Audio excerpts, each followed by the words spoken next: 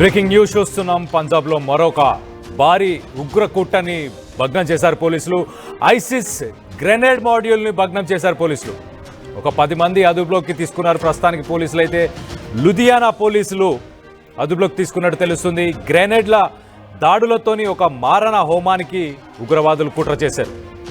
మలేషియాలో 3 ఆపరేటర్స్తో ఆ గ్రెనేడ్స్ని కూడా డెలివరీ చేసినట్టు తెలుస్తుంది.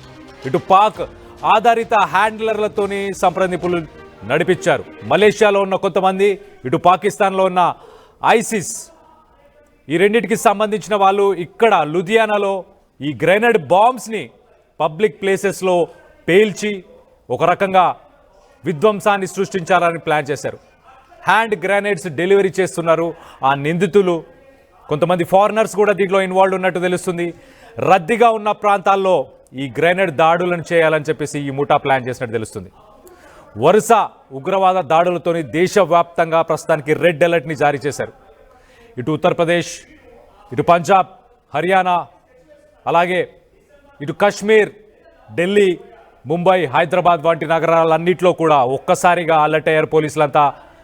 ఎక్కడికక్కడ పబ్లిక్ ప్లేసెస్ కావచ్చు, పబ్లిక్ ట్రాన్స్పోర్ట్కి సంబంధించి బస్ స్టేషన్స్, రైల్వే స్టేషన్స్, అన్ని చోట్ల కూడా సోదాలు చేస్తున్నారు పోలీసులు. సో మొత్తం మీద అయితే ఇటు లుధియానాని టార్గెట్ చేసుకుంటూ ఇటు పాకిస్తాన్ సంబంధించిన ఉగ్రదాడి చేద్దామని ప్లాన్ చేశారు. పాకిస్తాన్కి సంబంధించిన ఇంటర్ సర్వీసెస్ ఇంటెలిజెన్స్ ఐఎస్ఐ కొంతమంది మలేషియన్స్తోని ఫారినర్స్ని ఇండియాకి పంపించి ఆ గ్రైనేడ్స్ కూడా చైనా మేడ్ గ్రైనేడ్స్, అవి చైనా వాళ్ళు తయారు చేసిన గ్రైనేడ్స్ని వీళ్ళు ఎక్కడ విక్రయించారో తెలియదు. కానీ మొత్తానికైతే ఇండియాలోని పంజాబ్లోని లుధియానాలో ప్లాన్ చేశారు. ఆ లుధియానాకు తీసుకొచ్చి పబ్లిక్ ప్లేసెస్లో వాటిని పేల్చి ఒక రకంగా ప్రజల్ని భయభ్రాంతులకు గురి చేయాలి.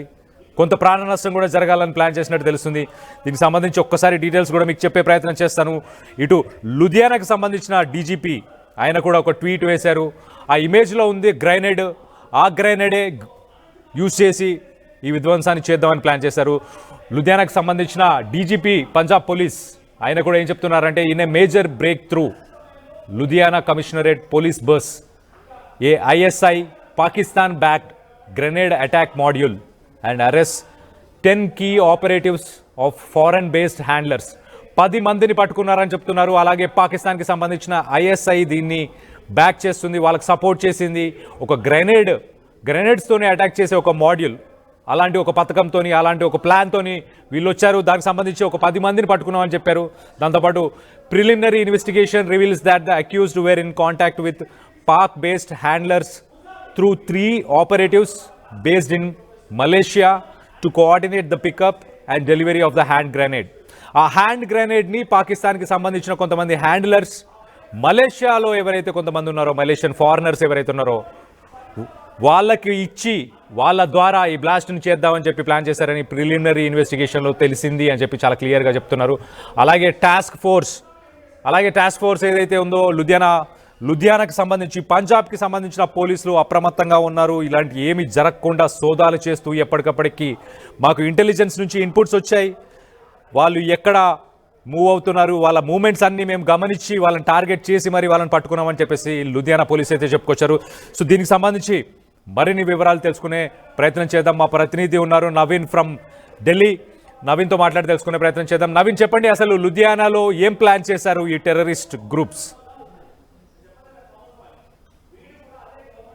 నవీన్, వినిపిస్తుందా?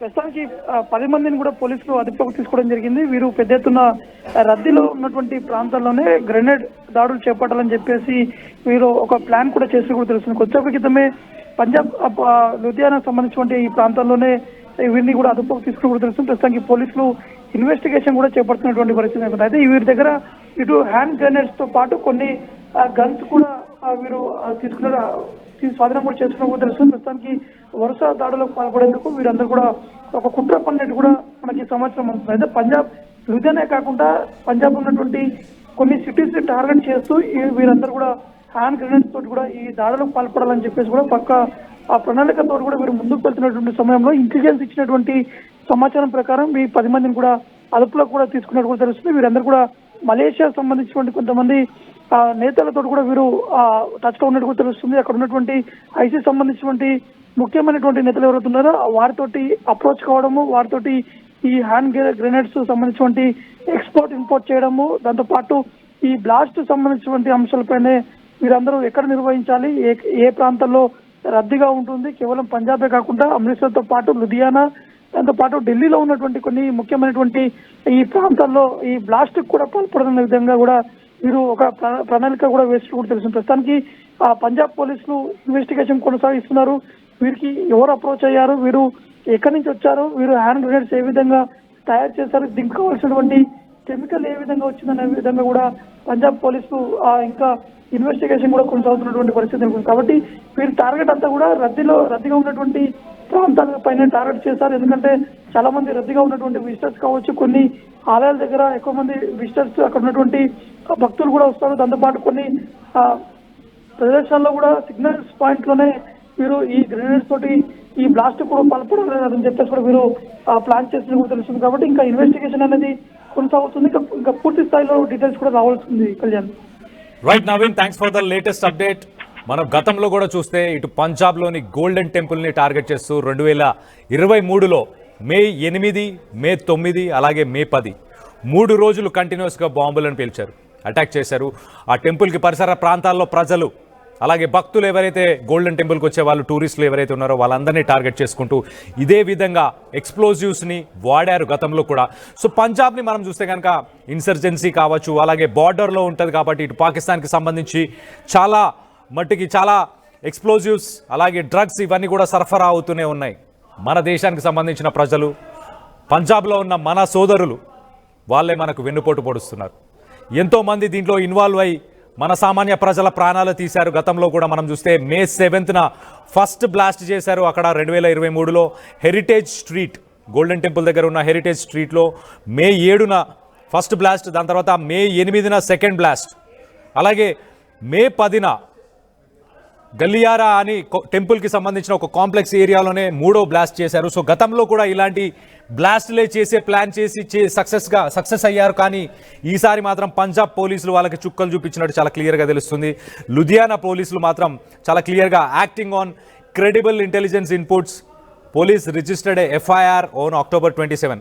సో October 27 రోజు ఒక ఎఫ్ఐఆర్ని కూడా రిజిస్టర్ చేశారు under sections 3, 4, 5 of explosives act and section 113 of భారతీయ న్యాయ సంహిత ఎట్ పోలీస్ స్టేషన్ జోదేవాల్. సో బేసికల్గా ఫారినర్స్ కూడా దీంట్లో ఇన్వాల్వ్ అయ్యారు కాబట్టి రెడ్ కార్నర్ నోటీసులను కూడా జారీ చేశారు. ఎవరైతే ఫారినర్స్ ఇక్కడికి ఇండియాకి రావడం పోవడం, అలాగే ఇక్కడ నుంచి పంజాబ్ నుంచి సర్పంచులు కానీ ఆ పై స్థాయిలో ఉన్న ప్రజానాయకులు కూడా వేరే దేశాలకు వెళ్ళాలన్నా దానికి తగిన సమాచారం ప్రభుత్వానికి ఇచ్చి వెళ్ళాలని చెప్పేసి నోటీసులు కూడా జారీ చేసినట్టు తెలుస్తుంది. సో ఎఫ్ఐఆర్ ఎవరెవరి పేరు మీద నమోదైందో వాళ్ళ పేర్లు కూడా చెప్పే ప్రయత్నం చేస్తాను. ఇటు కుల్దీప్ సింగ్, శేఖర్ సింగ్, అలాగే అజయ్ సింగ్, వీళ్ళందరూ ముక్తసర్ సాహిబ్ అనే ఒక వ్యక్తి ద్వారా వీళ్ళందరూ ఇదంతా ఈ గ్రెనేడ్ని ట్రాన్స్ఫర్ చేసే పనిలో వీళ్ళందరూ కూడా ఇన్వాల్వ్ అయినట్టు తెలుస్తుంది. సో మొత్తం మీద డీసీపీ ఇన్వెస్టిగేషన్, డీసీపీ సిటీ వీళ్ళందరూ కూడా సత్వర అంటే ఒక ఇమీడియట్ యాక్షన్ తీసుకొని మొత్తానికైతే ఒక విధ్వంసం జరగకుండా ఆపినట్టు చాలా క్లియర్గా తెలుస్తుంది. పాకిస్తాన్కి సంబంధించిన inter services intelligence ISI, Pakistan ISI వాళ్ళు మలేషియాకి వెళ్ళి అక్కడ ముస్లిమ్స్ ఎవరు ఉన్నారో వాళ్ళని ఐడెంటిఫై చేసి ఫారినర్స్ని వాళ్ళకి ఇలా మీరు సరఫరా చేయాలి, ఇలా మీరు గ్రెనేడ్స్ని పంజాబ్లో పలానా వ్యక్తులకు ఇవ్వాలి అని చెప్పేసి వాళ్ళని పంపించినట్టు తెలుస్తుంది.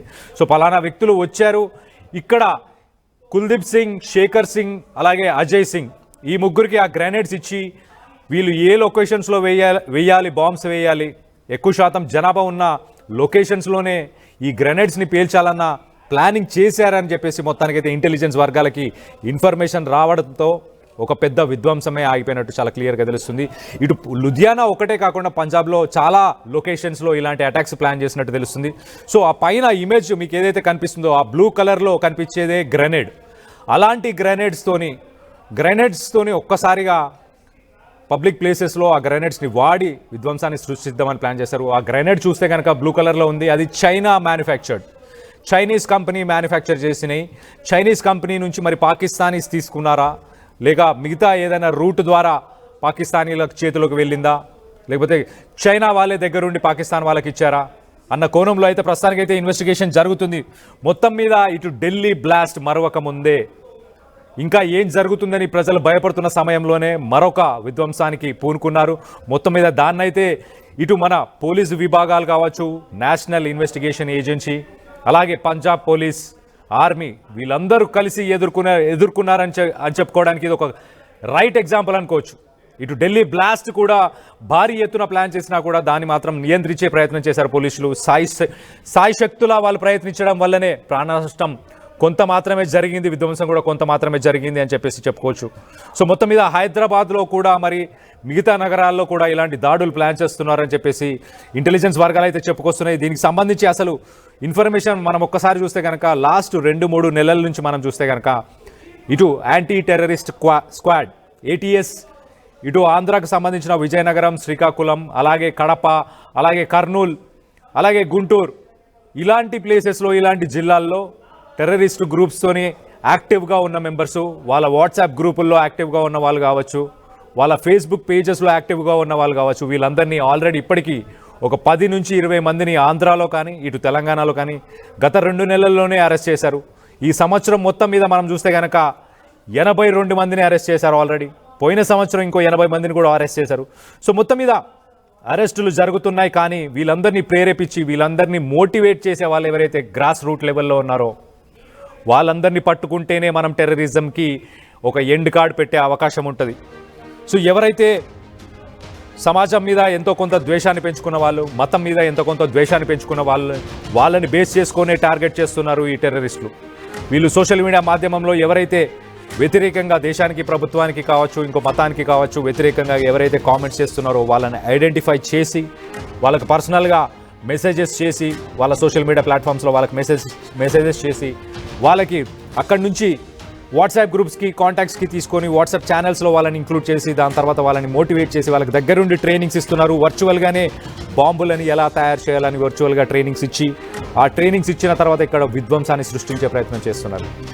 ఇంతకుముందు మనం చూసాం ఇటు ఢిల్లీలో జరిగిన బ్లాస్ట్లో యూజ్ చేసింది అమోనియం నైట్రేట్ చాలా సాధారణంగా దొరికే అవకాశం చాలా ఎక్కువ ఉంటుంది. అలాంటి అమోనియం నైట్రేట్తోనే ఢిల్లీలో బ్లాస్టులు చేశారు. కానీ ఇక్కడ పంజాబ్లో డిఫరెంట్ సినారియో. ఇక్కడ చైనాకు సంబంధించిన గ్రెనేడ్స్ని తీసుకొచ్చి పబ్లిక్ ప్లేసెస్లో గ్రెనేడ్స్ని పేల్చి, ఒక గ్రెనేడ్ పబ్లిక్లో కొంతమంది జనాలు ఉన్న దగ్గర ఒక్కసారి కనుక పేలిస్తే అది విధ్వంసం చాలా ఎక్కువగా ఉంటుంది. ఒకేసారి ఒక 10 మంది నుంచి 20 మంది చనిపోయే అవకాశం కూడా ఉంటుంది. అలాంటి ఒక దారుణానికి పూనుకున్నారు ఈ టెర్రరిస్టులు. వీళ్ళకి సహకరించిన వాళ్ళు పంజాబ్కి సంబంధించిన కొంతమంది ఉన్నారు. వాళ్ళ పేర్లు కూడా మీకు మరొకసారి చదివి వినిపించే ప్రయత్నం చేస్తాను చూడండి. ఇటు కుల్దీప్ సింగ్, అలాగే శేఖర్ సింగ్, అలాగే అజయ్ సింగ్, ముక్తసార్ సాహిబ్ అనే ఒక పర్సన్ దగ్గర వీళ్ళందరూ పనిచేస్తున్నట్టు తెలుస్తుంది. ఈ గ్యాంగ్గా ఫామ్ అయి ఈ విధ్వంసానికి పాల్పడినట్టు తెలుస్తుంది. వీళ్ళంతా భారతీయులే, పంజాబ్కి సంబంధించిన సిక్కులే. కానీ వీళ్ళు దేశానికి వ్యతిరేకంగా సామాన్య ప్రజలను చంపడానికి ఇలాంటి ఒక దుశ్చర్యకు పాల్పడుతున్నారు అని చెప్పేసి ఎంత సిగ్గుచేటు అనిపిస్తుంది. దీనికి సంబంధించి మీరేమనుకుంటున్నారు? మీ అభిప్రాయాలను కింద కామెంట్ రూపంలో తెలియపరచండి. హైదరాబాద్లో మరో ఉగ్రదాడి జరగబోతుందా అన్న దానిపై మీ అభిప్రాయాలు ఏంటి అనేది కూడా కామెంట్ రూపంలో తెలియపరచండి.